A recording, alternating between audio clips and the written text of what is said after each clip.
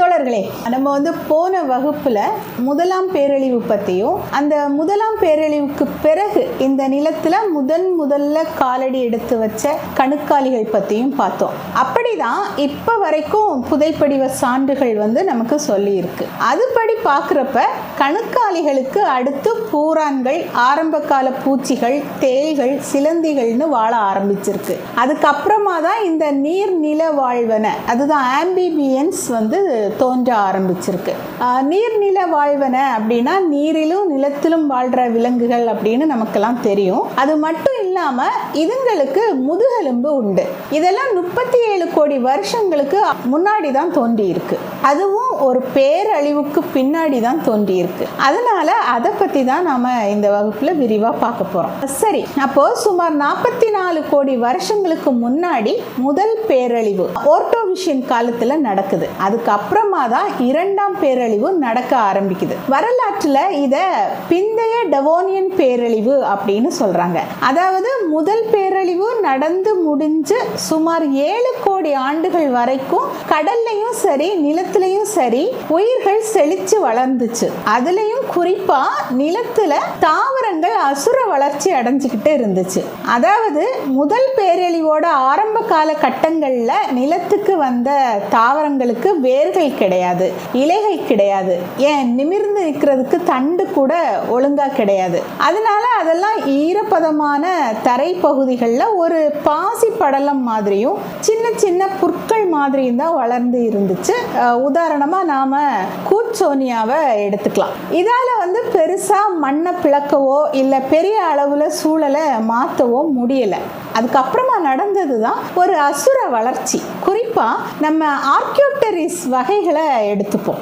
இதெல்லாம் முந்தைய வகுப்புகள்லே நம்ம பார்த்துட்டோம். அதனால இங்க கொஞ்சம் சுருக்கமா பார்த்துருவோம். இந்த ஆர்க்கியோப்டெரிஸ் தாவரங்கள் தான் பூமியில தோன்றின முதல் உண்மையான மரங்கள்னு நாம ஏற்கனவே பார்த்தோம். இந்த மரங்கள் எல்லாம் சுமார் 60ல இருந்து 100 அடி உயரம் வரைக்கும் வளரக்கூடிய மரங்களா மாறி இருந்துச்சு. இந்த மரங்கள் இப்படி வளர வளர அது கீழே விழாம இருக்க அதோட வேர்கள் மண்ணுக்குள்ள ஆழமா, அதாவது சுமார் 3 அடிக்கும் மேல ஊடுருவி போக ஆரம்பிச்சது. இப்படி இந்த ஆரம்ப கால காடுகள்ல இருந்த மரங்கள் பூமியில இருந்த பாறைகளையும் மண்ணையும் அதுகளோட வேர்களால சல்லி சல்லியா உடைக்க ஆரம்பிச்சது.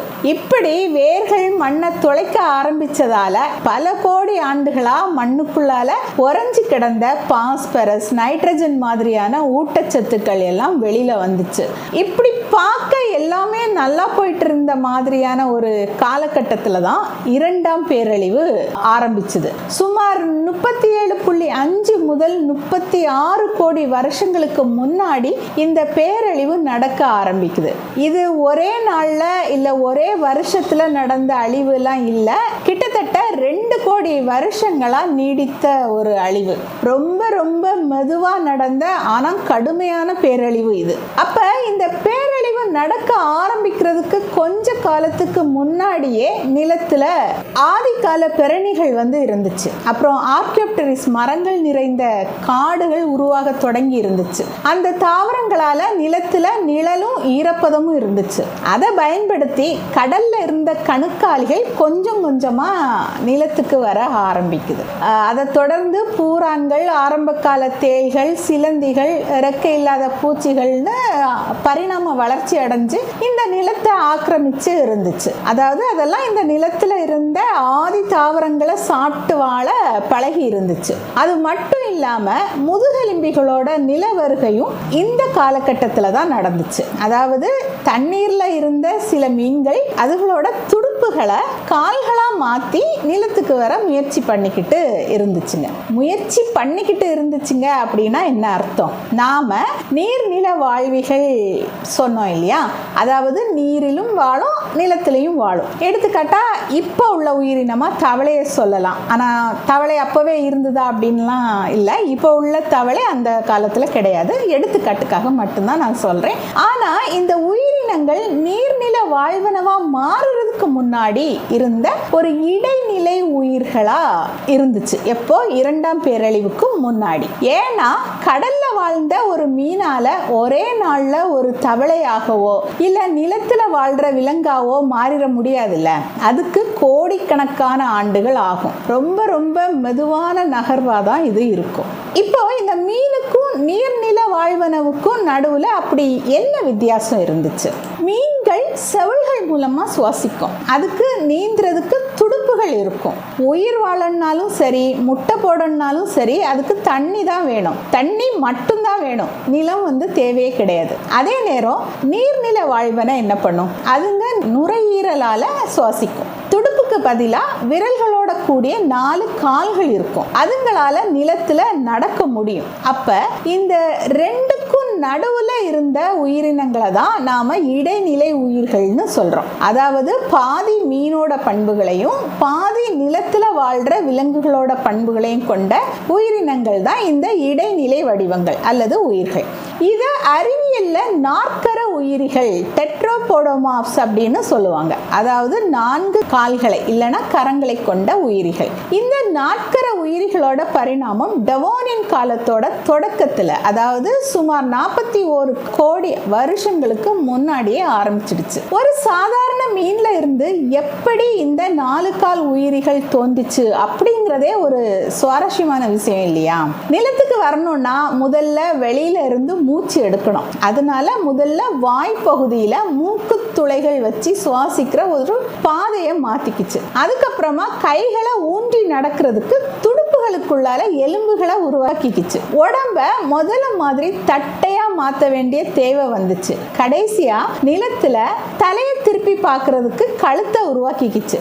மொத்த உடல் எடையையும் தாங்கி பிடிக்க மணிக்கட்டை உருவாக்க வேண்டியது இருந்துச்சு. கடைசியா மீன்களுக்கும் நீர்நில வாழ்வனவுக்கும் இடையிலான ஒரு உயிரினம் உருவாச்சு. சரி, இதை நாம இன்னும் விரிவா பார்ப்போம். சுமார் 42 கோடி ஆண்டுகளுக்கு முன்னாடி தான், அதாவது சிலூரியன் காலத்தோட கடைசியில ஆஸ்டியோ இக்திஸ் அப்படிங்கிற ஒரு மீன், அதாவது எலும்பு மீன்கள் அப்படிங்கிற ஒரு பெருவகுப்பு 2 முக்கியமான பரிணாம கிளையா பிரியுது. அதுல ஒன்னு ஆக்டினோப்டெரிஜி பெருவகுப்பு, அதாவது இதை நாம கதிர் துடுப்பு மீன்கள் அப்படின்னு சொல்றோம். ரே ஃபின்ட் ஃபிஷஸ் இல்லைன்னா நடுமுள் துடுப்பு மீன்கள் அப்படின்னு சொல்றோம். இதுகளோட துடுப்பு வெறும் சவ்வுகளால ஆனது. துடுப்புகள்ல எலும்பு அச்சு எதுவும் கிடையாது, தசைகளும் கிடையாது. இன்னைக்கு நாம சாப்பிடுற மீன்கள் எல்லாமே இந்த வகையை சார்ந்தது தான். அதுக்காக இதே மீன்கள் அன்னைக்கு வாழ்ந்துதான்னு கேட்டீங்கன்னா இல்ல. அடுத்த பெருவகுப்பு பிரிவு சார்கோப்டெரிஜி. இதை நாம மடல் துடுப்பு மீன்கள், லோப்டு ஃபின்ட் ஃபிஷஸ், அதாவது தசையால ஆன துடுப்பு மீன்கள் அப்படின்னு சொல்றோம். இதோட துடுப்புகள்ல அடிப்பகுதியில தசை பற்று இருக்கும். கூடவே உள் எலும்பு அச்சும் இருக்கும். இப்படி 42 கோடி ஆண்டுகளுக்கு முன்னாடியே 2 பெருவகுப்புகள் தோன்றியாச்சு. சார்கோப்டெரிஜி அப்படிங்கிற மடல் துடுப்பு மீன் வகைகளுக்கான தனி பிரிவு உருவாகிடுச்சு. அதுக்கப்புறமா 41 கோடி ஆண்டுகளுக்கு முன்னாடி, அதாவது டெவோனியன் காலத்தோட தொடக்கத்துல, இன்னும் சொல்ல போனா மடல் துடுப்பு மீன்களோட தனி பிரிவு உண்டான அடுத்த 1 கோடி வருஷத்துல அது இன்னும் 2 பிரிவா பிரியுது. அதுல முதலாவது நுரையீரல் மீன்கள், லங் ஃபிஷ். இந்த வகை மீன்கள் தண்ணிக்கு வெளியில சுவாசிக்கிற திறமையை மட்டும்தான் வளர்த்துக்கிச்சு. அப்படி அதுங்க இப்பவும் இதனுடைய சந்ததியினர் வாழ்ந்துட்டு தான் இருக்குது. இந்த வகையான நுரையீரல் மீன்கள் மாறி அதுக்கப்புறமா வேற எந்த பரிணாம வளர்ச்சியுமே அடையல, நுரையீரலை மட்டும்தான் வளர்த்துக்கிச்சு. இதுல இன்னொரு கிளை தான் துடுப்புகளுக்குள்ளால எலும்புகளை வளர்க்க தொடங்கின நம்ம நாற்கர உயிரி குழு. இந்த 2 கிளைகளும் எந்த பொதுவான மூதாதையர்கிட்ட இருந்து பிரியுது அப்படின்னு பார்த்தோம்னா, அறிவியல் உலகம் ஒனேசோடஸ் அப்படிங்கிற ஒரு உயிரினத்தை காமிக்குது. இல்லைன்னா அது சார்ந்த ஒரு ஆதி மீன் கூட்டத்தை காட்டுது. ஒனிகோடாடஸ் அப்படிங்கிறது இந்த ஆதி மூதாதையர் சுமார் 41 இருந்து 37 கோடி ஆண்டுகளுக்கு முன்னாடி வாழ்ந்த ஒரு மீன் வகை. இதுக்கு ரொம்ப விசித்திரமான பற்கள் எல்லாம் இருந்துச்சு. இதோட கீழ்த்தாடை நுனியில கத்தி மாதிரி பெரிய பற்கள் இருந்துச்சு. அதுவும் ஒரு சுருள் வளைவு மாதிரி அமைஞ்சு இருந்துச்சு. அது வாயை மூடுறப்ப இந்த பற்கள் எல்லாம் மேல் தாடைக்குள்ள போய் பத்திரமா ஒட்டிக்கும். சரி, அப்ப அந்த மடல் துடுப்பு மீன் கூட்டத்துல இருந்து ஒரு சின்ன குழு சேற்று பகுதிகளுக்கு போச்சு. அங்க போய் தங்களோட தாடை எலும்புகளையும் மூளையோட அமைப்பையும் மாற்றி அமைக்க ஆரம்பிச்சுது. அப்படி உருவான ஒரு கிளை தான் நாட்கர உயிரிகள், அதாவது 4 கைகள் போன்ற அமைப்புகளை கொண்ட மீன்கள். அதுதான் டெவோனியன் கால தொடக்கத்துல சுமார் 41 கோடி ஆண்டுகளுக்கு முன்னால நடந்த நாட்கர உயிரிகளோட தனி பரிணாம வளர்ச்சி. இதுக்கான முதல் சான்று தான் டங்சேனியா. ஆமா, இந்த வகை மீன்கள்ல முதல் மாற்றம் தாடையில இருந்து தான் தொடங்குது. அதுவும் சுமார் 40.9 கோடி ஆண்டுகளுக்கு முன்னாடி நடக்குது. டங்சேனியா சாதாரணமா மீன்களுக்கு, அதாவது ஆதி மீன்களுக்கு வாயை மேல் நோக்கியும் கீழ் நோக்கியும் சும்மா வாயை திறந்து மூட மட்டும்தான் தெரியும்.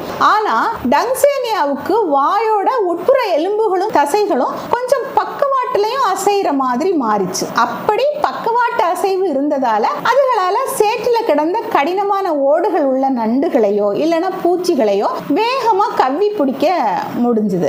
ஆக இங்க இருந்துதான் நாட்கர உயிரிகளோட ஒட்டுமொத்த பரிணாம குடும்ப மரத்துக்கான முதல் கிளை பிரிய தொடங்கிச்சு. இந்த குடும்பத்தோட ரொம்ப பழமையான புதைப்படிவங்கள் தெற்கு சீனாவுல இருந்து கண்டுபிடிச்சிருக்காங்க. சுமார் 40.9 கோடி ஆண்டுகளுக்கு முன்னால வாழ்ந்த இந்த டங்சேனியா அப்படிங்கிற விசித்திர மீனோட புதைப்படிவ துண்டுகளை வச்சுதான் நாட்கர உயிரிகளோட பூர்வீகம் சீனா கடற்கரை அப்படின்னு விஞ்ஞானிகள் உறுதி செய்திருக்காங்க.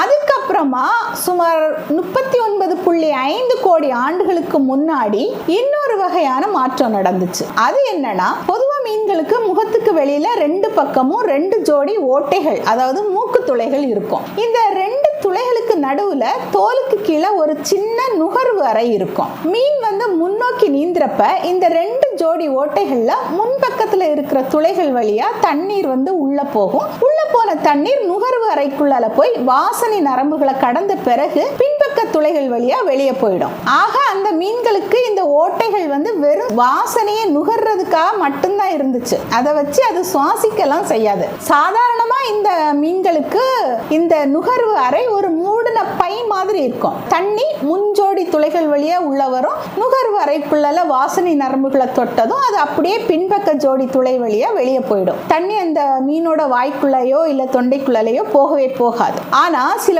குறிப்பிட்ட மீன் வகைகளுக்கு, எடுத்துக்காட்டா கெனிச்திஸ் அப்படிங்கிற மீனுக்கு ஒரு விசித்திரமான மரபணு மாற்றம் நடந்துச்சு. இந்த தண்ணி வெளியில போற அந்த மூக்கு துளைகள் இருக்குதுல்ல, அது மெல்ல மெல்ல நகர்ந்து தாடை எலும்ப கடந்து வாயோட உட்பகுதிக்கு போச்சு. அதுதான் அதுக்கான சுவாச பாதையா மாறிச்சு. அதாவது தண்ணீர் முன்பக்க துளைகள் வழியா உள்ள போய் வாசனை நரம்ப கடந்த பிறகு வாயோட உள்பகுதிக்கு போய் அதுதான் தொண்டைக்கு போய் அப்புறமா தான் வெளியேறிச்சு. இதனால தண்ணிக்கு மேல தலை இருக்கிறப்ப அது வாயை திறந்து காற்றை விழுங்க தேவையில்லை. மூக்கு வழியா காற்று உள்ள போகலாம். உள்ள போன காற்று அப்படியே தொண்டைக்குள்ள போயிடும். இது காற்று உறிஞ்சிற குழாய் மாதிரி செயல்பட்டுச்சு.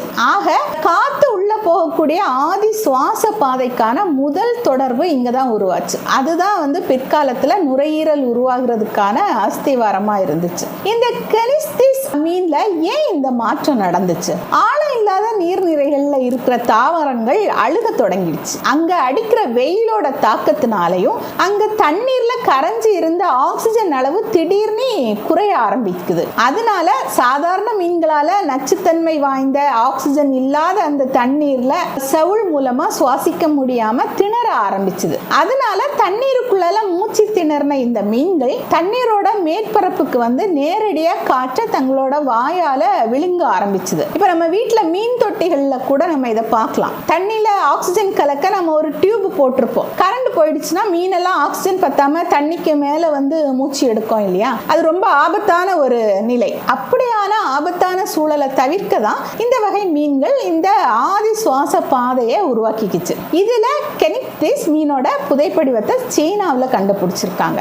அடுத்து 38.5 கோடி வருஷங்களுக்கு முன்னாடி யுஸ்தனோப்டரான் அப்படிங்கிற மீன் வகை பரிணமிச்சு வந்துச்சு. இது ஒரு பெரிய பரிணாம மாற்றம். ஏன்னா இதோட துடுப்புக்குள்ள நடந்த அந்த எலும்பு வளர்ச்சி தான் இன்னைக்கு நம்மோட கைகளா இருக்கு. ஆமா, மனிதர்களோட கை எலும்புகள் எப்படி வடிவமைக்கப்பட்டிருக்கோ அச்சு அசல் அப்படியே தான் இந்த மீனோட துடுப்புல இருந்த எலும்புகளும் இருந்துச்சு. அப்போ நம்ம மனிதன் குரங்கிலிருந்து தான் தான் தோன்றினான்னு இல்லை, அவன் நம்ம மனிதன் நட்சத்திரத்தினுடைய குழந்தைகள் அப்படின்னு சொல்லுவோம் இல்லையா. அப்போ பிரபஞ்சம் உருவாகும் போதே நாமெல்லாம் உருவாக ஆரம்பிச்சிட்டோம். மனிதனுடைய ஒரு இடைநிலை வடிவம் அப்படின்னு கூட நம்ம சொல்லலாம். அப்போ இந்த துடுப்பை எக்ஸ்ட்ரா எடுத்து பார்த்தா நம்ம தோள்பட்டையில இருந்து முட்டி வரைக்கும் இருக்கக்கூடிய அந்த ஹியூமரஸ் எலும்பு, அப்புறம் அதுக்கு அடுத்து வரக்கூடிய 2 கை எலும்புகள் அஸ்னா ரேடியஸ்னு சொல்லுவாங்க, அப்படியே அச்சு அசலா இருக்கும். அப்ப ஏன் இந்த மாற்றம் இந்த மீனுக்கு நடந்துச்சு? ஏன்னா ஆழமே இல்லாத நீர்நிலைகளோட தரைப்பகுதியில தாவரங்களோட வேர்களும் உதிர்ந்த கிளைகளும் சேர்ந்து மீன்களை நீந்தி போகிறதுக்கு பெரிய தடையா இருந்துச்சு. சாதாரண மீன்களோட மெல்லிய துடுப்புகள் அந்த ரே ஃபின்ஸால இந்த அடர்ந்த பாசிகளையும் கிளைகளையும் முட்டி தள்ளிக்கிட்டு நீந்தி போக முடியல. அதனால இயற்கை என்ன பண்ணுதுன்னா அதோட துடுப்புகளுக்குள்ளால ஒரு பொறியியல் மாற்றத்தை பண்ணிச்சு. இதோட துடுப்புகள் வெறும் சவ்வுகளா இல்லாம சதைப்பற்றுள்ள மடல் துடுப்புகளா மாறிச்சு. என்னதான் இந்த மீன் முழுசா கடல்லையே வாழ்ந்துச்சு அப்படின்னாலும் அது தண்ணீரோட அடிவாரத்துல இருந்த தாவர காடுகளுக்கு இடையில தன்னோட கைகளை ஊன்றி தாவரங்களை தள்ளி விட்டுட்டு முன்னோக்கி போக இந்த வலுவான எலும்பு துடுப்புகள் இதுக்கு பெரிய உதவியா இருந்துச்சு. கிட்டத்தட்ட கைகளால நீச்சல் அடிக்கிற மாதிரி இது போச்சு, தண்ணிக்குள்ளால நீந்தி போச்சு. இந்த கை எலும்பு வந்த மீன் யுஸ்தனோப்டரான் வாழ்ந்த இடம் எது அப்படின்னு பார்த்தீங்கன்னா கனடாவில் வாழ்ந்திருக்கு. அதோட புதைப்படிவும் அங்கதான் கிடைச்சிருக்கு.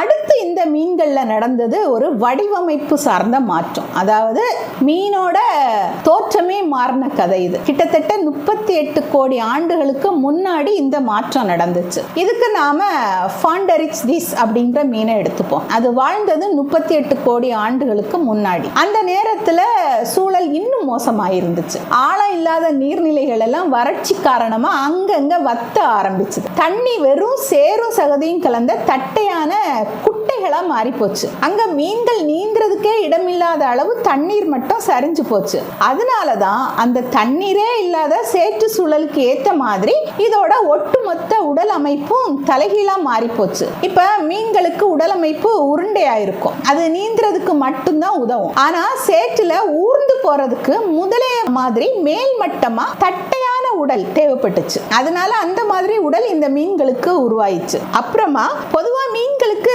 கண்கள் பக்கவாட்டுல இருக்கும். ஆனா சேத்துல படுத்துக்கிட்டு தண்ணிக்கு மேல என்ன நடக்குது, நிலத்துல ஏதாவது பூச்சி இருக்குதா அப்படின்லாம் எட்டி பார்க்க வேண்டியது இருந்துச்சு. அதை மாத்துறதுக்காக அதோட கண்கள் தலையோட உச்சி பகுதிக்கு நகர்ந்துச்சு. பொதுவா மீன் எப்படி நீந்தும்? இடமும் வலமும் உடம்பு அசைச்சி வளைச்சி நீந்தும். அதுக்கு வசதியா அதோட முதுகு பகுதியிலையும் வயிற்று பகுதியிலையும் துடுப்பு முட்கள் இருக்கும் இல்லையா. ஆனா இந்த மீன்களுக்கு துடுப்புகள் மொத்தமா மறைஞ்சே போச்சு. ஏன் இந்த மாற்றம் நடந்துச்சு? அந்த துடுப்புகள் இல்லாததுனால உடம்ப வளைச்சி நெளிச்சு பக்கத்து குட்டைகளுக்கு அதால நகர முடிஞ்சது. இந்த ஃபாண்டரிக்ஸ் திஸ் சேற்று உலகத்து முதலை மீன் வாழ்ந்த காலம் சுமார் 38 கோடி ஆண்டுகளுக்கு முன்னாடி வாழ்ந்துச்சுன்னு பார்த்தோம். இதோட புதைப்படிவம் லாட்வியா அப்படிங்கிற ஐரோப்பிய நாட்டில் கண்டறியப்பட்டிருக்கு. இப்ப நாம 2ஆம் பேரழிவு நடக்க தொடங்கின 37.5 கோடி ஆண்டுகளுக்கு முன்னாடி வருவோம். கனடாவில் இருக்கிற ஆர்டிக் பகுதியில,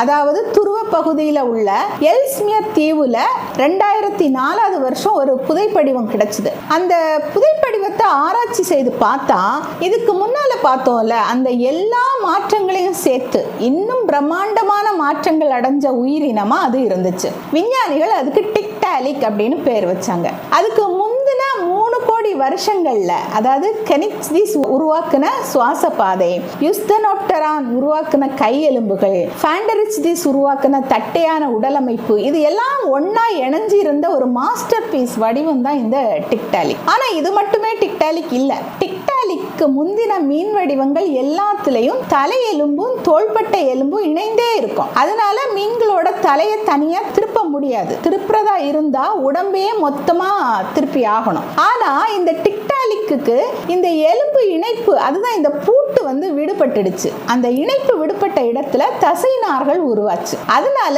மீன் உலகத்திலேயே முதலா தலையை தனியா ஆட்டவும் திருப்பவும் கூடிய கழுத்து இதுக்கு உருவாச்சு. அப்ப கழுத்து உருவாயிட்டதுனால டிக்டாலிக்கால சேத்துல படுத்துக்கிட்டே தலையை இடமும் வலமா திருப்பி வேட்டையாட முடிஞ்சுது. அது மட்டும் இல்லாம நம்ம கையை தரையில ஊனி நம்மோட எடையை தாங்கி எழுவோம்ல, அது மாதிரி இதோட துடுப்புல இருக்கிற சின்ன எலும்புகள் இதுக்கு மணிக்கட்டா மாறி இருந்துச்சு. அதை வச்சு கிட்டத்தட்ட 10 கிலோ இருக்கக்கூடிய அதால தன்னோட உடம்ப சேத்துல இருந்து மேல தூக்கி ஒரு புஷ்அப் எடுக்கிற மாதிரி அந்த கைகள் வந்து அதுக்கு உதவியா இருந்துச்சு. எதுக்கு இந்த புஷ்அப் எல்லாம் செய்யணும்? ஏன்னா தண்ணீர் தான் மாசுபட்டு போயிடுச்சுல. அதனால சேத்துல இருந்து தன்னோட உடம்ப மேல தூக்கி தண்ணிக்கு வெளியே நீட்டி வளிமண்டலத்துல இருக்கக்கூடிய காற்றை நேரடியா சுவாசிக்க தான் அப்படி செய்தது. இப்படி 3 முந்தைய மீன்களோட பண்புகளையும் ஒருங்கிணைச்சு இது ஒரு பெரும் பாய்ச்சலை நடத்திச்சு. இதுக்கு கழுத்து முளைச்சுது, துடுப்புகள் எடையை தாங்கக்கூடிய மணிக்கட்டுகளா மாறிச்சு, வாய்க்குள்ளால உள்மூக்கு துளை அது வந்து முழுமை அடைஞ்சு இருந்துச்சு, வாயையும் நல்லா திறந்து இரையை வந்து மெல்ல முடிஞ்சது. ஆக இதுதான் தண்ணியில வாழ்ற மீனுக்கும் நிலத்துல வாழ்ற விலங்குக்கும் நடுவுல உள்ள ஆகச்சிறந்த இடைநிலை வடிவம் ஃபிஷோபாட் அப்படின்னு சொல்லுவாங்க விஞ்ஞானிகள். தொடர்களே, சீன கடற்கரையில 41 கோடி ஆண்டுகளுக்கு முன்னாடி சாதாரண மீனை ஆரம்பிச்ச இந்த நாட்கர உயிரியோட பயணம் பிற்காலத்துல மேற்கு நோக்கி நகர்ந்து அன்னைக்கு இருந்த தென்னக பெருங்கண்டமான கோண்ட்வானா அப்புறம் யூரோமெரிக்கா நிலப்பரப்புகளோட வெப்பமண்டல பகுதிகளில் போறப்பவே கொஞ்சம் கொஞ்சமா கைகளையும் கழுத்தையும் மாத்தி 37.5 கோடி வருஷங்களுக்கு முன்னாடி கனடா நாட்டு சேட்டு பகுதியில் டிக்டாலிக்கா கண்டுபிடிக்கப்பட்டிருக்கு. சரி, இந்த டிக்டாலிக்கோட சந்ததியினர் எப்படி தண்ணியை விட்டு முழுசா நிலத்துக்கு வந்து தங்களுக்கு விரல்களை உருவாக்கிக்கிட்டாங்க அப்படின்னு நம்ம தொடர்ந்து பார்ப்போம். ஆனா இப்ப 2ஆம் பேரழிவு தொடங்கியாச்சு. அதனால இந்த 2ஆம் பேரழிவு ஏன் எதனால நடந்துச்சு அப்படின்னு கொஞ்சம் பார்த்துருவோம். விஞ்ஞானிகள் இத டெவோனியன் தாவர பாய்ச்சல் அப்படின்னு சொல்றாங்க. அதாவது நிலத்துல தாவரங்கள் செய்த ஒரு நல்ல காரியம் எப்படி கடலுக்கு ஆபத்தா முடிஞ்சுது அப்படிங்கிறது தான் இதுல உள்ள முரண்நகை. நாம தாவரங்கள் தோன்றதுக்கு முன்னாடி பூமியோட நிலப்பரப்பு வெறும் மொட்டை பாறைகளாகவும் தாதுக்கள் நிறைஞ்ச கடினமான தரையாகவும் தான் இருந்துச்சு அப்படின்னு பார்த்தோம் இல்லையா? அதோட அங்க மண் அப்படிங்கிற அமைப்பே இல்லைன்னு பார்த்தோம். என்னதான் ஆரம்ப கால தாவரங்கள் பாசிகளை அரிச்சு மண்ணை உருவாக்கினாலும் ஆரம்ப கால மரங்கள் தான் பெருமளவு பாறைகளை உடைக்க காரணமா இருந்துச்சு. அதோட வேர்கள் பாறைகளை உடைச்சி முதல்ல பூமியில தடிமனான மண் அடுக்க வந்து உருவாக்கிக்குச்சு. அப்புறமா காடுகள்ல இருந்த மரங்கள்ல இருந்து இலைகள் உதிர்ந்து வேர்கள் பாறைகளை உடைச்சப்ப பல 100 வருஷங்களா பாறைக்குள்ளால முடங்கி கிடந்த பாஸ்பரஸ் அப்புறம் நைட்ரஜன் சத்துக்கள் வெளியில வந்துச்சு அப்படின்னு நம்ம ஆரம்பத்துல பார்த்தோம். காடுகள்ல மழை பெய்தப்ப இந்த சத்துக்கள் எல்லாம் மழையால அடிச்சு செல்லப்பட்டு ஆறுகள் வழியா கடல்ல கலந்துச்சு. இந்த உரங்கள் எல்லாம் ரொம்ப ரொம்ப வீரியமா இருந்துச்சு. இன்னைக்கு நாம விவசாயத்துக்கு பயன்படுத்துற யூரியா பாஸ்பேட் உரங்களை விட அதெல்லாம் ரொம்ப வீரியமா இருந்துச்சு. இந்த ஊட்டச்சத்துக்கள் எல்லாம் கடல்ல கலக்க ஆரம்பிச்சதும் கடல்ல இருந்த பாசிகள் அதாவது ஆல்காக்கள் வெறித்தனமா பெருக ஆரம்பிச்சது. அதனால கடலோட மேற்பரப்பு முழுக்க ஒரு பச்சை போர்வை மூடின மாதிரி ஆயிடுச்சு. அதனால என்னாச்சு? அப்படி பச்சை போர்வை போர்த்தினதால சூரிய வெளிச்சம் கடலுக்குள்ள போக முடியாம ஆகிடுச்சு. இந்த பாசிகள் எல்லாம் ஆயுசு முடிஞ்சப்ப அது கடலோட அடிவாரத்துல படிஞ்சிருச்சு. அப்படி படிஞ்ச பாசிகளை மக்க வைக்கிறதுக்கு அதாவது டீகம்போஸ் பண்றதுக்கு அங்க இருந்த பாக்டீரியாக்கள் கடல்ல கரைஞ்சி இருந்த பெரும்பாலான ஆக்சிஜனை பயன்படுத்த ஆரம்பிச்சது. அந்த நேரத்துல கடலோட மேற்பகுதியில கூட ஓரளவு ஆக்சிஜன் இருந்துச்சு. ஆனா கடலோட அடி ஆழத்துல ஆக்சிஜன் சுத்தமா இல்லை. இதனால கடலோட தரைப்பகுதியில வாழ்ந்த நகர முடியாத பவளப்பாறைகளும் கூட்டமா ஊர்ந்துகிட்டே இருக்கக்கூடிய ஓடுள்ள பூச்சி மாதிரியான உயிரினங்கள் அதாவது ட்ரைலோஃபைட்டுகளும் மூச்சு திணறி மொத்தமா அழிஞ்சு போச்சு. இப்ப கடலே ஒரு பிரம்மாண்டமான அழுகுன முட்டை மாதிரி அதாவது அவ்வளவு நாற்றம் அடிக்கிற ஒரு நச்சு கடலா மாறி போச்சு. அதோட எல்லாம் முடியல. இன்னைக்கு நாம மனுஷங்களால இந்த பூமியில கார்பன் டை ஆக்சைடு அதிகமாகி அதனால புவி வெப்பமடையுது அப்படின்லாம் பேசுறோம் இல்லையா? ஆனா அன்னைக்கு நிலத்துல உருவான காடுகளால கார்பன் டை ஆக்சைடு ரொம்ப கொடூரமா குறைஞ்சி போய் புவி குளிர்ச்சி அடைதல் நடந்துச்சு. அது எப்படின்னா மரங்கள் காற்றுல இருந்த கார்பன் டை ஆக்சைடை எல்லாத்தையும் உறிஞ்சி ஒளி சேர்க்கை மூலமா தங்களுக்குள்ள மரக்கட்டையா சேமிச்சு வைக்கும் அப்படின்னு நமக்கு தெரியும் இல்லையா? அதுல இந்த டெவோனிய காடுகள் எவ்வளவு பிரம்மாண்டமா வளர்ந்துச்சுன்னா அதுங்க வளிமண்டலத்துல இருந்து கார்பன் டை ஆக்சைடுல சுமார் 80% ஒரே அடியா உறிஞ்சி தீர்த்துடுச்சு. அதனால பூமியோட வெப்ப போர்வை வந்து இல்லாம போயிடுச்சு. இந்த கார்பன் டை ஆக்சைடு அப்படிங்கிறது பூமிக்கு ஒரு கம்பளி போர்வை மாதிரி. அது குறைஞ்சு போனதும் பூமியோட வெப்பநிலை மளமளன்னு சரிஞ்சு போச்சு. பூமியோட தென் துருவத்துல அன்னைக்கு இருந்த கொண்டுவான நிலப்பரப்புல பிரம்மாண்டமான பனிப்பாறைகள் எல்லாம் உருவாக ஆரம்பிச்சிடுச்சு. அப்படி பூமியோட தண்ணி எல்லாம் பனிக்கட்டியா உறைஞ்சதால கடலோட நீர்மட்டம் ரொம்ப கடுமையான அளவுக்கு கீழே இறங்கிடுச்சு. அந்த காலகட்டத்தில் பெரும்பாலான கடல் உயிரினங்கள் வாழ்ந்தது கண்டத்திட்டு அப்படிங்கிற ஆழம் இல்லாத கடற்கரை பகுதிகளில் தான். இது நம்ம போன வகுப்புல கூட பார்த்தோம். முதல் பேரழிவு கூட இந்த கண்டத்திட்டு நகர்ந்து கடல் மட்டம் குறைஞ்சதால தான் ஏற்பட்டுச்சு அப்படின்னு நம்ம பார்த்துட்டோம். இப்பவும் ஆழமில்லாத கடற்கரை பகுதிகள் எல்லாம் வறண்ட நிலமா மாறிச்சு. அதனால வாழ்விடத்தை இழந்த அந்த கடல் விலங்குகள் வாழ இடமே இல்லாம அழிஞ்சு போச்சு. இப்போ தடிமனான தோல் இல்லாத வெப்பமண்டல உயிரினங்கள் எல்லாமே இந்த கடும் குளிர்ல உறைஞ்சு போச்சு. இப்படி தாவரங்கள் ஒரு பக்கமா பூமியை குளிர வச்சுக்கிட்டு இருந்த அதே நேரத்துல இப்ப இருக்கிற ரஷ்யாவோட சைபீரியா பகுதிகளில் இருந்த வில்யுயி அப்படிங்கிற இடத்துல பூமிக்கு அடியில இருந்து இன்னொரு ஆபத்து வந்துச்சு. அதுதான் எரிமலை வெடிப்புகள். இது நாம இப்ப செய்திகள்ல பார்க்குற ஒரு சாதாரண எரிமலை வெடிப்பு இல்லை. பூமியோட தட்டுகள் நகர்ந்ததால பூமியோட மேலோட்டுல பெரிய பிளவுகள் ஏற்பட்டுச்சு. அது வழியா பல லட்சம் சதுர கிலோமீட்டர் பரப்பளவுக்கு லாவா குழம்பு ஆறா ஓடிச்சு. இந்த எரிமலைகள்ல இருந்து வெளியான அந்த கந்தக டை ஆக்சைடு மாதிரியான நச்சு வாயுக்கள் காற்றுல இருந்த ஈரப்பதத்தோட கலந்து பூமி முழுக்க அமில மழையா பொழிஞ்சுது. இப்படி தாவரங்களால ஏற்கனவே பூமி குளிர்ந்துகிட்டு இருந்த நேரத்துல எரிமலை சாம்பல் வானத்தை மூடினதால சூரிய வெளிச்சம் சுத்தமா இல்லை. அதனால குளுமை இன்னும் அதிகரிச்சுது. அதே சமயத்துல அமிலமழை பெய்ததுனால நிலத்துல இருந்த தாவரங்கள் அழிஞ்சுது. அமிலமழை கடல்ல கலந்ததால கடலோட அமிலத்தன்மை அதிகரிச்சு அதுல வாழ்ந்த ஓடு உள்ள உயிரினங்களோட ஓடுகளை கரைச்சுது. அதனால அந்த உயிரினங்கள் அழிஞ்சுது. இப்ப நம்ம கொஞ்சம் கற்பனை பண்ணி பார்ப்போமே. ஒரு பக்கத்துல நிலத்துல மரங்கள் வேர்விட்டு கடலுக்குள்ளால நஞ்சை, அதாவது அது உரமா இருந்தாலும் கடலுக்கு நஞ்சு தானே, அப்படி நஞ்சை அனுப்புது. இன்னொரு பக்கம் அதே மரங்கள் காற்றுல இருக்கிற போர்வையை, அதுதான் கார்பன் டை ஆக்சைடை உறிஞ்சுறதால பூமி பனிக்கட்டியா மாறுது. இது பத்தாதுன்னு பூமிக்கு அடியில எரிமலை வேற வெடிச்சு அதனால ஏற்பட்ட பாதிப்பால அமிலமழை வேற பொழியுது. கடலுக்குள்ளால ஆக்சிஜன் இல்ல, நிலத்துல வெயில் இல்ல. இப்படி மூணு பக்க தாக்குதலால தான் இந்த பிந்தைய டெவோனியன் பேரழிவுல இந்த பூமியில இருந்த ஒட்டுமொத்த உயிரினங்கள்ல சுமார் 75% வரையிலான இனங்கள் மொத்தமா அழிஞ்சு போச்சு. அதுலயும் முக்கியமா கடல்ல வாழ்ந்த உயிரினங்களுக்கு இது ஒரு பேரழிவு. கடல்வாழ் உயிரின குடும்பங்கள்ல மட்டுமே சுமார் 50% குடும்பங்கள் சுத்தமா அழிஞ்சு போச்சு. இப்படி கடல் நஞ்சா மாறினதாலையும் கடும் குளிர்னாலையும் இந்த ஓடுள்ள விலங்குகளும் பெரிய பெரிய விலங்குகளும் அழிஞ்சு போச்சுன்னு பார்த்தோம்ல. அதுக்கு சில உதாரணங்களை பார்ப்போம். ஒன்று பிளக்கோடம்கள், அதாவது கவசம் அணிந்த மீன்கள். டெவோனியன் காலத்துல சிம்ம சொப்பனமா இருந்துச்சு இது. இந்த மீன்களோட உடம்ப சுத்தி எலும்பாலான பலத்த கவசம் இருக்கும். அதுலயும் பிளக்கோடம்கள்ல டன்கிலியோஸ்டியஸ் அப்படிங்கிற 30 அடி நீளமுள்ள பயங்கரமான பற்களை கொண்ட ஒரு ராட்சச வேட்டை மீன் இனம் இந்த பேரழிவுல ஒரே அடியா ஒளிஞ்சு போச்சு. அப்புறமா பவளப்பாறைகள். டெவோனியன் காலத்துல கடலடி உலகமே பவளப்பாறைகளால ரொம்ப அழகா காட்சி அளிச்சது. ஆனா கடல்ல ஆக்சிஜன் தீர்ந்ததால இந்த ஆதி பவளப்பாறை இனங்கள் மொத்தமா அழிஞ்சு போச்சு. அதுக்கப்புறமா பல கோடி ஆண்டுகள் கடல்ல பவளப்பாறைகளே இல்லாத ஒரு பவளப்பாறை வறட்சி எல்லாம் கூட ஏற்பட்டுச்சு. அதுக்கு அடுத்ததா அழிஞ்சு போன உயிரினம் என்ன அப்படின்னு பார்த்தோம்னா ஓடுள்ள பூச்சி மாதிரியான உயிரினங்கள்.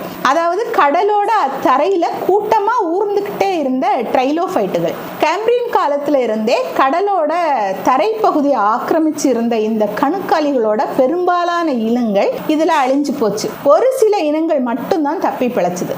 அப்புறமா அம்மோனைட்டுகள், இது பெருமளவு அழிஞ்சு போச்சு. இதோட ஓடுகள் சுருள் வடிவத்துல இருக்கும். உடல் ஆதி ஆக்டோபஸ் மாதிரி இருக்கும். இதுல பல வகை அழிஞ்சு போச்சு. சரி, இதுல எதெல்லாம் தப்பி பிழைச்சது? இயற்கையோட விசித்திரமே அலாதியானதுதான். இங்க பெரிய பெரிய பலசாலிகள் எல்லாம் அழியும் போது ஏதோ ஒரு மூலையில இருக்கிற எளிய உயிரினங்கள் தப்பி பிழைச்சிரும். அப்படி தப்பி பிழைச்ச உயிரினங்கள்ல சிலதை நாம இப்ப பார்க்கலாம். முதல்ல ஆரம்ப கால டெட்ரோபாடுகளை பார்த்துடலாம். அதாவது ஆரம்ப கால 4 கால் முன்னோடிகள். அதாவது தண்ணீரை விட்டு நிலத்துக்கு வர துடிச்சுக்கிட்டு இருந்த இக்தியோஸ்டகா, அகாந்தோஸ்டகா மாதிரியான ஆரம்ப கால நீர்நில வாழ்வனையோட முன்னோடிகள் எப்படியோ தப்பி பிழைச்சது. அப்படி இதெல்லாம் தப்பி பிழைச்சதால தான் பிற்காலத்துல டைனோசர்களும் பாலூட்டிகளும் ஏன் மனுஷங்களும் கூட தோன்ற முடிஞ்சது. இதையும் நம்ம கொஞ்சம் முன்னாடி பார்த்தோம். இதை நம்ம பின்னால இன்னும் விரிவா கூட பார்ப்போம். இப்ப இன்னும் கொஞ்சம் எடுத்துக்காட்டுகளை பார்த்துருவோம். அடுத்ததா ஆதி சுறாக்கள் தப்பி பிழைச்சது. இப்போ டன்கினியோஸ்டியஸ் மாதிரியான பெரிய கவச மீன்கள் எல்லாம் அழிஞ்சதால கடல்ல இருந்த ஆதி சுறாக்களுக்கு போட்டியே இல்லாம போச்சு. கிளாடோசெலாச்சி மாதிரியான ஆரம்ப கால சுறாக்கள் தப்பி பிழைச்சி கடலோட புது ராஜாக்களா வலம் வர ஆரம்பிச்சது. அப்புறமா பிராக்கியோபாடுகள், அதாவது சிப்பி மாதிரி ஓடுகள் உள்ள சின்ன கடல் உயிரினங்கள், அதெல்லாம் கடும் குளிரையும் தாங்கிக்கிட்டு சேத்துல புதஞ்சி வாழ்ந்து தப்பி பிழைச்சிக்கிச்சு. நிலத்துல என்னெல்லாம் தப்பி பிழைச்சது அப்படின்னா, நிலத்துல இருந்த காடுகளும் அப்புறம் பூரான்கள், தேள்கள், இறக்கை இல்லா பூச்சிகள் கடலோட ஒப்பிடுறப்போ பெரிய பாதிப்பு இல்லாம தப்பி பிழைச்சதுங்க. இதுங்க தான் அடுத்த கார்போனிஃபெரஸ் காலத்துல ராட்சச வடிவம் எடுக்க போகுதுங்க. சரி, நாம இப்ப ஆரம்ப கால 4 கால் முன்னோடிகளுக்கு வருவோம். நம்ம டிக்டாலிக் மீன் பத்தி பார்த்தோம். பேரழிவு தொடங்கின சுமார் 37.5 கோடி வருஷங்களுக்கு முன்னாடி வரைக்கும் வாழ்ந்த அதோட புதைப்படிவங்கள் நமக்கு கிடைச்சிருக்கு. அப்புறமா கிடைக்கல. அப்படின்னா என்ன அர்த்தம்? அந்த காலகட்டத்துக்கு பிறகு அது அழிஞ்சு போயிருக்கு அப்படின்னு அர்த்தம். சரி, ஆனா இந்த பேரழிவு நடந்த காலகட்டங்கள்ல நமக்கு இன்னும் 2 விதமான ஆரம்ப கால 4 கால் முன்னோடிகளோட புதைப்படிவம் கிடைச்சிருக்கு. அதுல நாம முதல்ல அகந்தோஸ்டகா பத்தி பார்ப்போம். டிக்டாலிக்கு அடுத்தால இதுவும் ஒரு இடைநிலை தொல்லுயிர் எச்சம் அப்படிங்கிறதுல எந்த சந்தேகமும் இல்லை. அகந்தோடஸ்கா அப்படின்னா கிரேக்க மொழியில முள் போன்ற கூரை அப்படின்னு அர்த்தம். அதோட மண்டையோட்டோட பின்பகுதியில முள் மாதிரியான எலும்பு அமைப்பு இருந்ததால அதுக்கு இந்த பெயரை வச்சுட்டாங்க. இது சுமார் 36.5 கோடி ஆண்டுகளுக்கு முன்னாடி, அதாவது 2ஆம் பேரழிவு நடக்க தொடங்கின பிறகு 1 கோடி வருஷங்களுக்கு அப்புறமும், அதாவது டெவோனியன் காலத்தோட இறுதி பகுதியில வாழ்ந்திருக்குது. அதுவும் அடர்ந்த ஆதி தாவரங்கள், மரங்கள், இலைகள், கிளைகள் எல்லாமே விழுந்து அழுகி கிடந்த அந்த ஆழமில்லாத சதுப்பு நிலங்கள்லையும் ஆற்றுப்படுகைகள்லையும் வாழ்ந்திருக்கு. இதுல முக்கியமான விஷயம் என்ன அப்படின்னா, இதோட உடல் அமைப்பு பாதி மீன் மாதிரியும் பாதி நிலவாழ் உயிரினம் மாதிரியும் தகவமைக்கப்பட்டிருக்கு. அதாவது இதுக்கு நுரையீரல் இருந்தாலும் கூட அதுக்கு உள் செவில்கள் இருந்திருக்கு. அதாவது மீன்கள் மாதிரியே தண்ணிக்குள்ளால சுவாசிக்கிறதுக்கான உண்மையான செவில் அமைப்புகள் இருந்துச்சு. அதே மாதிரி இதோட வால் பகுதி மீன்கள் மாதிரி நீந்துறதுக்கு வசதியா மெல்லிய துடுப்பு சவ்வுகளோட நீளமா இருந்துச்சு. அது மட்டும் இல்லாம தண்ணிக்குள்ள ஏற்படுற அதிர்வுகளையும் அசைவுகளையும் கண்டுபிடிக்க மீன்களுக்கு பக்கவாட்டு கோடு உணர்வி அமைப்பு இருக்கும். அது இதோட மண்டையோட்லையும் இருக்கு. அப்படின்னா அதுகிட்ட இருந்த நிலவாழ் உயிரினத்துக்கான பண்புகள் தான் என்னென்ன அப்படின்னு பார்க்கணும் இல்லையா? துடுப்புகளுக்கு பதிலா மணிக்கட்டு அப்புறம் விரல் எலும்புகளை கொண்ட 4 உண்மையான கால்கள் இதுக்கு தான் முதலா உருவாக்கி இருக்கு. அதே மாதிரி நிலத்துல உடலை தாங்கி பிடிக்கிறதுக்கு தக்கபடி இதோட தோள்பட்டையும் இடுப்பு எலும்புகளும் வளைவடைய தொடங்கி இருந்துச்சு. அப்புறம் டிக்டாலிக் மாதிரியே அகந்தோஸ்டகாவுக்கும் தலையை தனியா அசைக்கிறதுக்கான ஆதி கழுத்து எலும்பு அமைப்பு இருந்துச்சு. இதோட வாய் அகலமாகவும் கூர்மையான பற்களோட இருந்துச்சு. இது தண்ணீர் மேற்பரப்புல இருந்த பூச்சிகளையும் சின்ன சின்ன மீன்களையும் வேட்டையாடிச்சு. நிலவாழ் உயிரினங்களை மாதிரியே இதுக்கும் உணவை வாயில போட்டு விழுங்குறதுக்கும் இதுக்கு தாடை எலும்புகள் பெரிய உதவியா இருந்துச்சு. இதுல ஒரு ஆச்சரியமான விஷயம் என்ன அப்படின்னு பார்த்தா, இந்த அகந்தோஸ்டகா கண்டறியறதுக்கு முன்னாடி வரைக்கும் பூமியில தோன்றின முதல் 4 கால் உயிரினங்களுக்கு 5 விரல்கள் தான் இருக்கும் அப்படின்னு அறிவியல் உலகம் நம்பிக்கிட்டு இருந்துச்சு. ஆனா அகந்தோஸ்டகா அந்த நம்பிக்கையை உடைச்சுது.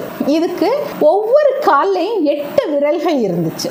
முன்கால்கள், பின்கால்கள் அப்படின்னு 4 கால்லையும் 8 விரல்கள் வீதம் மொத்தம் 32 விரல்கள் இருந்துச்சு. இந்த விரல்கள் எல்லாம் ஒண்ணுக்கொண்ணு நெருக்கமா ஒரு துடுப்பு மாதிரியான அமைப்புல இருந்துச்சு. அறிவியலாளர்கள் இந்த எலும்பு கூட்ட முழுசா ஆராய்ச்சி பண்ணப்போ ஒரு ஆச்சரியமான தகவல் கிடைச்சது. அது என்ன அப்படின்னா, இந்த அகந்தோஸ்டகாவால நிலத்துல நடக்கவே முடியாது.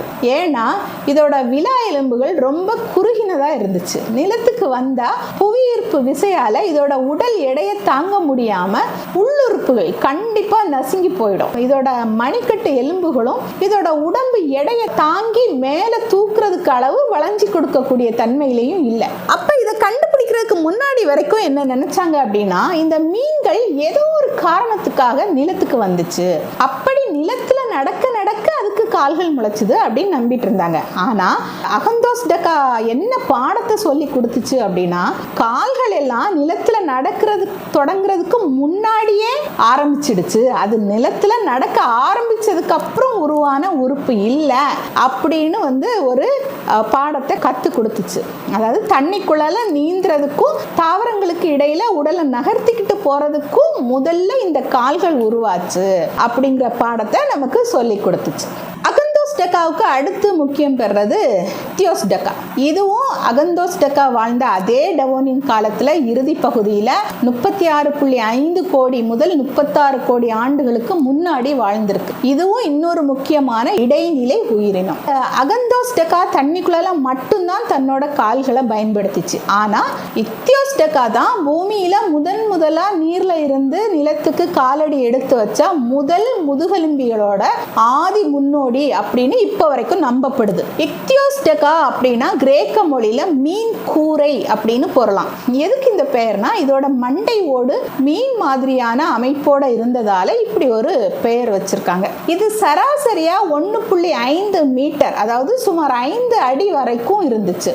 இதோட நுரையீரல் காற்றை சுவாசிக்கிற அளவுக்கு நல்ல வளர்ச்சி அடைஞ்சிருந்துச்சு. அது மட்டும் இல்லாம இதுக்கு பிரம்மாண்டமான விலா எலும்புகள் இருந்துச்சு. அதுவும் நிலத்துக்கு வர்றப்ப புவியீர்ப்பு விசையால உள்ளுறுப்புகள் நசுங்காம இருக்கிறதுக்கு அளவு பலமா ஒண்ணுக்கு மேல இன்னொன்னு அடுக்குன மாதிரி தடிமனான விலா எலும்புகள் உருவாகி இருந்துச்சு. அது நிலத்துக்கு வரும்போது இந்த விலா எலும்புகள் தான் அதோட நுரையீரலையும் இதயத்தையும் ஒரு கவசம் மாதிரி பாதுகாத்துக்கிட்டு இருந்துச்சு. அப்புறம் அகந்தோடஸ்காவுக்கு 8 விரல்கள் இருந்துச்சா, இந்த இக்தியோஸ் டெக்காவோட பின்னங்கால்கள்ல 7 விரல்கள் இருந்துச்சு. இந்த விரல்களும் கூட ஒண்ணுக்கொண்ணு இணைஞ்சி துடுப்பு மாதிரியான வடிவத்தை தான் கொடுத்துச்சு. பொதுவா மீன்களோட முதுகெலும்பு நேரா ஒரே சீரா இருக்கும். ஆனா இக்தியோஸ் டெக்காவுக்கு தான் முதலா நிலவாழ் உயிரினங்களை போல முதுகெலும்பு வெவ்வேறு பகுதிகளா பிரிய தொடங்கி இருந்துச்சு. அதனால இதால தன்னோட உடம்ப வளைச்சி முன்னோக்கி நகர முடிஞ்சுது. இதோட முன்கால்கள் வலுவா இருந்துச்சு. மணிக்கட்டை வளைச்சி உடலை தரையில இருந்து மேல தூக்குற திறன் அதுக்கு இருந்துச்சு. ஆனா அதோட பின்கால்கள் அளவுல ரொம்ப சின்னதாகவும் துடுப்பு மாதிரியான வடிவத்திலையும் இருந்துச்சு. அதனால நிலத்துல அதோட உடல் எடையை தாங்குற சக்தி அந்த பின்கால்களுக்கு இல்லை. அப்படின்னா கண்டிப்பா இது ஒரு பள்ளி மாதிரி 4 காலையும் தரையில ஊனி எல்லாம் நடக்கல. இன்னைக்கு இருக்கிற கடல் சிங்கங்கள் இல்லைன்னா நீர்நாய்கள் நிலத்துல நடக்கிற மாதிரி முன்கால்களால தரையை ஊனி உடம்ப முன்னோக்கி இழுத்து நகர்ந்து போச்சு. பின்கால்கள் நடக்கிறதுக்கு பயன்படல. அதே நேரம் தண்ணிக்குள்ளால நீந்துறதுக்கு பின்காலும் வாலும் தான் முதன்மையா உதவி இருக்கு. மொத்தத்துல இந்த இக்தியோஸ் டெக்காவை நாம ஒரு ஆதி இரு வாழ்வி அப்படின்னு சொல்லலாம். ஏன்னா இது தொடங்கி வச்ச தடிமனான விலா எலும்பு கூடும் வலுவான முன்கையும் தான் பிற்காலத்துல நீலவாழ் முதுகெலும்பிகளோட பரிணாமத்துக்கு அடித்தளமா இருந்துச்சு. இப்ப நாம மறுபடியும் 2ஆம் பேரழிவுக்கு வரணும். அதாவது 2ஆம் பேரழிவு அப்படிங்கிறது ஒரே ஒரு நிகழ்வு இல்லை. அது கிட்டத்தட்ட 2 கோடி வருஷம் நீடிச்ச ஒரு தொடர் சுற்றுச்சூழல் சீர்குலைவு அப்படின்னு நம்ம ஏற்கனவே பார்த்தோம். அதுல 2 முக்கியமான உச்சக்கட்ட அழிவு அலைகள் இருந்துச்சு. முதலாவது கெல்வாசர் நிகழ்வு அப்படிங்கிற ஒரு அழிவு அலை. இது 37.2 கோடி ஆண்டுகளுக்கு முன்னால நடந்துச்சு. ரெண்டாவது ஹங்கன்பர்க் நிகழ்வு. இது 35.9 கோடி ஆண்டுகளுக்கு முன்னால நடந்துச்சு. இதுல டிக்டாலிக் மீன்கள் முதல் அழிவு அலையான கெல்வாசர் நிகழ்வுக்கு கொஞ்சம் முன்னாடியோ இல்ல அந்த அலையின் போதோ வாழ்ந்து அது முடிகிறதுக்குள்ள அழிஞ்சு போச்சு. அகந்தோஸ் டெக்காவும் இக்தியோஸ் டெக்காவும், அதாவது இந்த ரெண்டுமே முதல் அழிவு அலை முடிஞ்சு கடல்ல ஆக்சிஜன் பற்றாக்குறை ரொம்ப கடுமையா இருந்த இடைப்பட்ட காலத்திலையும் ரெண்டாவது இறுதி அழிவு அலையான ஹங்கன்பர்க் நிகழ்வு, அதாவது 35.9 கோடி ஆண்டுகள் வரைக்கும் இது வாழ்ந்துகிட்டு இருந்துச்சு. அப்புறமா பேரழிவோட இறுதி அலையான 35.9 கோடி ஆண்டு முடிவுல இந்த டிக்டாலிக், அகந்தோஸ் டெக்கா, இக்தியோஸ் டெக்கா இந்த 3மே அழிஞ்சு போச்சு. இன்னைக்கு இந்த டிக்டாலிக்ல இருந்து ஆரம்பிச்சு அகஸ்தோஸ் டெக்கா, இக்தியோஸ் டெக்கா இனங்களோட நேரடி சந்ததிகள் அப்படின்னு எதுவுமே இல்லை. ஆனா அதுங்களோட பரிணாம கிளை தப்பிச்சிருக்கு. இந்த குறிப்பிட்ட இனங்கள் அழிஞ்சிருந்தாலும் அகந்தோஸ்டெகா, இக்தியோஸ்டெகா மாதிரியான உயிரினங்களோட நெருங்கின உறவினர்கள், அதாவது ஓரளவுக்கு நிலத்துல வாழ பழகின சில வேறு 4 கால் உயிரினங்களோட சில கிளைகள் இந்த பயங்கரமான பேரழிவுல இருந்து எப்படியோ தப்பி பிழைச்சிருக்கு. சரி, இந்த 2ஆம் பேரழிவு எப்படிதான் ஒரு முடிவுக்கு வந்துச்சு? 3 பக்க தாக்குதல், அதாவது ஆக்சிஜன் பற்றாக்குறை, கடுமையான குளிர், அமில மழை, இப்படி எல்லாத்தையும் தாக்கு பிடிச்சி பூமி மறுபடியும் இயல்பு நிலைக்கு எப்படி திரும்பிச்சு? எந்த காரணிகள் இந்த பேரழிவை தொடங்கி வச்சதோ அதே காரணிகள் தான் காலப்போக்கில் அதை முடிச்சு வைக்கவும் செய்துச்சு. அதாவது இந்த 2ஆம் பேரழிவு சுமார் 1.5 கோடி ஆண்டுகள் அலையலையா நீடிச்சுது அப்படின்னு பார்த்தோம் இல்லையா? அதுல இந்த பேரழிவு தொடங்குறதுக்கு ஒரு முக்கிய காரணமா நிலத்துல இருந்த மரங்கள் வளிமண்டலத்துல இருந்த கார்பன் டை ஆக்சைடை அசுர வேகத்துல உறிஞ்சினதுதான் காரணம் அப்படின்னு பார்த்தோம் இல்லையா? ஆனா இந்த 2ஆம் பேரழிவு தீவிரமா நடந்தப்போ கடும் குளிர்னாலையும் அமில மழையாலும் நிலத்துல இருந்த காடுகளோட பெரும்பகுதி அழிஞ்சு போச்சு. இப்படி தாவரங்கள் பெருமளவு செத்து போனதால அதுங்க கார்பன் டை ஆக்சைடை உறிஞ்சுறதும் நின்று போச்சு. அதே நேரத்துல பூமிக்கு அடியில தொடர்ந்து வெடிச்சுக்கிட்டு இருந்த எரிமலைகள் டன் கணக்குல கார்பன் டை ஆக்சைடு வாயுவை வளிமண்டலத்துல மறுபடியும் நிரப்பிச்சு. அதனால வளிமண்டலத்துல மறுபடியும் வெப்ப போர்வை உருவாச்சு. அதனால கடும் குளிர் கொஞ்சம் கொஞ்சமா குறைஞ்சி பனிப்பாறைகள் எல்லாம் உருகி பூமியோட வெப்பநிலை மறுபடியும் சமநிலைக்கு வந்துச்சு. அப்புறம் இன்னொரு விஷயம் என்ன அப்படின்னா, கடல் நஞ்சா மாறினதுக்கு காரணம் நிலத்துல இருந்து பாஞ்ச அதிகப்படியான ஊட்டச்சத்துக்கள் தான் அப்படின்னு பார்த்தோம் இல்லையா? இந்த பேரழிவோட உச்சக்கட்ட குளிர்காலத்துல நிலப்பரப்பு முழுக்க பனிப்பாறைகளால மூடப்பட்டு இருந்துச்சு. அதனால ஆறுகள்ல நீரோட்டம் நின்று போச்சு. இதனால நிலத்துல இருந்து கடலுக்கு ஊட்டச்சத்துகளும் அழுகின தாவரங்களும் போய் சேராம தடைப்பட்டுடுச்சு. அப்ப நிலத்துல இருந்து உரம், அதாவது ஊட்டச்சத்துக்கள் வர்றது நின்னதால கடல்ல ஆக்சிஜன் பெருமளவு உறிஞ்சி பல்கி பெருகின அந்த ஆல்காக்கள் உணவு இல்லாம செத்து கடலுக்கு அடியில புதைஞ்சு போச்சு. இப்படி பனிப்பாறைகள் உருகி நல்ல நன்னீர் கடல்லையும் கலந்ததால பாசிகளோட ஆதிக்கம் ஒளிஞ்சதாலையும் கடலோட நீரோட்டங்கள் மறுபடியும் சீராக ஆரம்பிச்சது. அதனால கடலோட ஆழம் வரைக்கும் தாராளமா ஆக்சிஜன் பரவிச்சு. அதனால கடலோட நச்சுத்தன்மையை இழந்து சுத்தமாச்சு. அது மட்டுமே இல்ல, பூமியோட தட்டுகள்ல ஏற்பட்ட நகர்வுகளால பல லட்சம் ஆண்டுகளா கொதிச்சுக்கிட்டு இருந்த சைபீரிய எரிமலைகள் தங்களோட ஆற்றல் தீர்ந்ததால மெல்ல மெல்ல அமைதியாக ஆரம்பிச்சது. இப்படி எரிமலைகள் நின்னதால வளிமண்டலத்துல சல்பர் டை ஆக்சைடு, அதாவது கந்தக டை ஆக்சைடு கலக்கிறதும் நின்னுச்சு. அதனால மேகங்கள் சுத்தமாகி பல லட்சம் ஆண்டுகள் நிலத்தையும் கடலையும் அரிச்சுக்கிட்டு இருந்த அந்த பயங்கரமான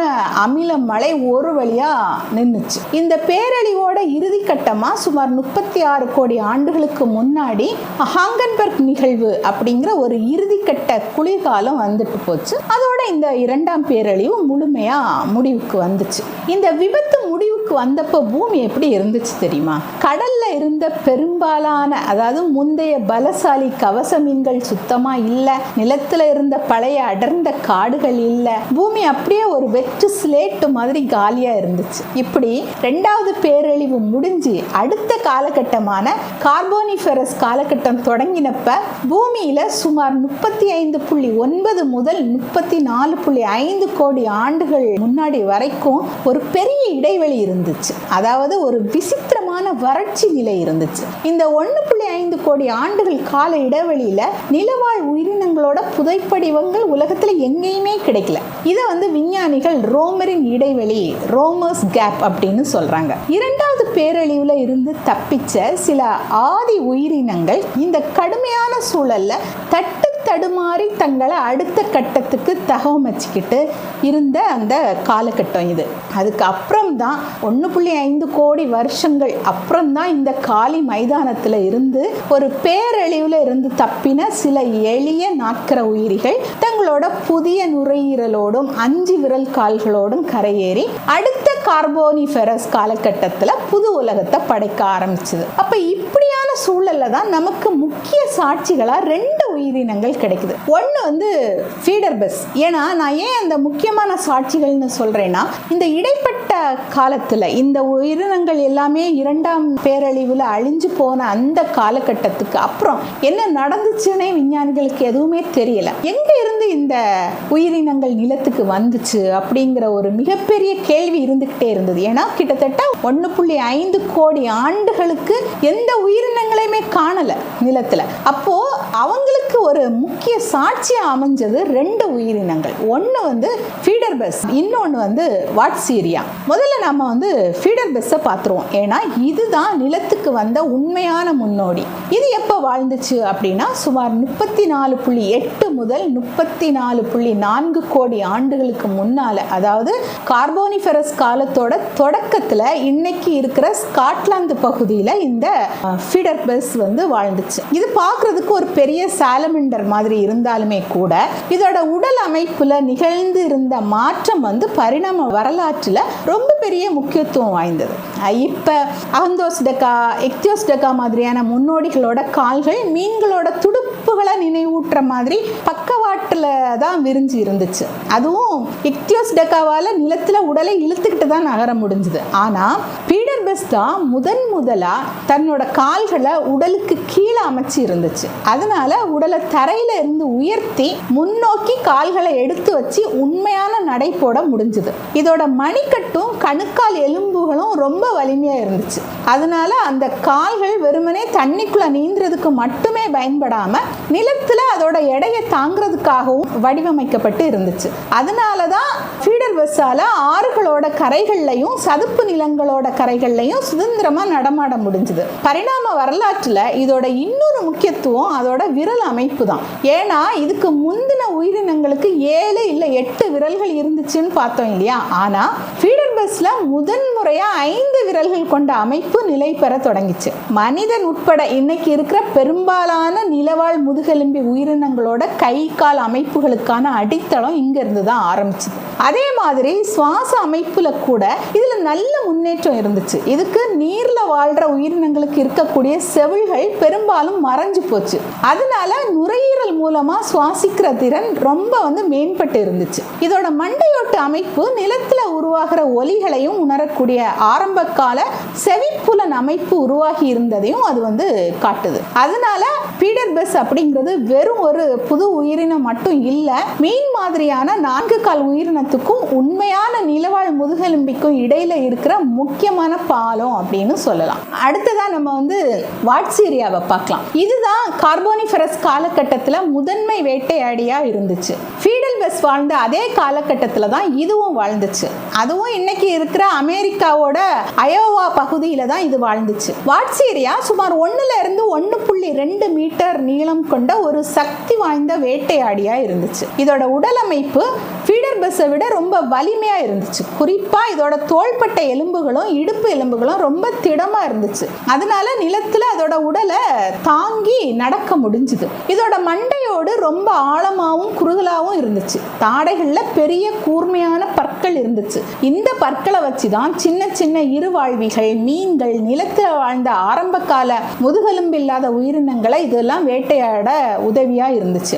அமெரிக்காவில் இருக்கிற அயோவாவில் கண்டுபிடிக்கப்பட்ட நூற்றுக்கணக்கான எலும்பு படிவங்கள் என்ன சொல்லுது அப்படின்னா, வாட்சீரியா அது வாழ்ந்த அந்த சூழல்ல ஆதிக்கம் செலுத்தின வேட்டையாடி அப்படிங்கிறத வெளிப்படுத்தி இருக்கு. இதோட கண்கள் முன்னோக்கி இருந்ததால இரையோட தூரத்தையும் திசையையும் இதால துல்லியமா கணிக்க முடிஞ்சிருக்கு. ஆனா அதோட பின்னங்கால்கள் வந்து தண்ணிக்குள்ள நீந்துறதுக்கும் முன்னங்கால்கள் நிலத்துல உடலை முன்தள்ளி போகவும் ஏத்த மாதிரி இருந்ததுனால இது ஒரு முழுமையான நிலவாழ் உயிரினம் இல்லை. அதே நேரத்தில் முழுமையான நீர்வாழ் உயிரினமும் இல்லை அப்படின்னு நமக்கு தெரிய வருது. இந்த 2 உலகங்கள்லையும் ஆதிக்கம் செலுத்தின ஒரு திறமையான இடைநிலை வேட்டையாடி அப்படின்னு நாம முடிவுக்கு வரலாம். ஆக மொத்தத்தில் இந்த ஃபீடர் பெஸ்ஸும் வாட்சீரியாவும் டவோனியன் பேரழிவில் இருந்து தப்பி ஒரு புது பரிணாம வளர்ச்சி அடைஞ்சி பூமியில முதுகெலும்பிகள் தோன்றதுக்கான காரணகர்த்தாவா இருந்திருக்கு. நன்றி தோழர்களே.